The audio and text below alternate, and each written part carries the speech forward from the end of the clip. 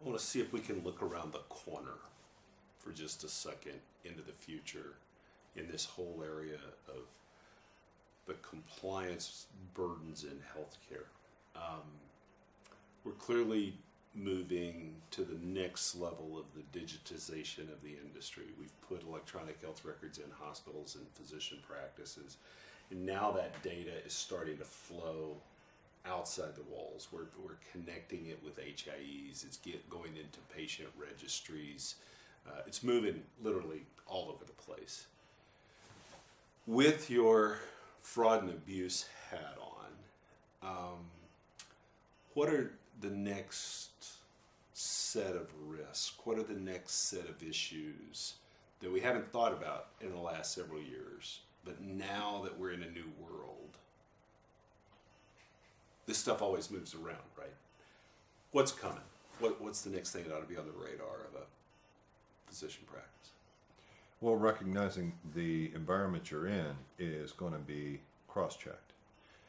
The first big thing in the digitization of this industry was, let's get everyone on a computer. Let's get rid of the 1,500 forms with an ink pen and marks on paper.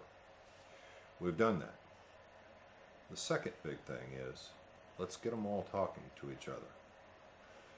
One of the things that have emerged in recent years, and particularly right now in 2014, is health information exchanges. Right.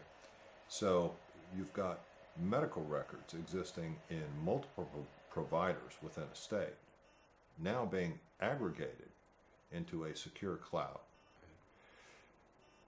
The next thing is going to be the ability for a regulator of any type to cross-check, Right. even more simply than they can do it today. Right. I think one of the things that, the digitization of information means, you talked about this cross-checking. Historically, if I had a reason to believe there was something inappropriate going on, it was kind of inside the walls of a practice. Did your notes match your billing? Did your employees have the proper HIPAA training? Now you start talking about the ability to look across a set of providers and to see a patient showing up in multiple providers.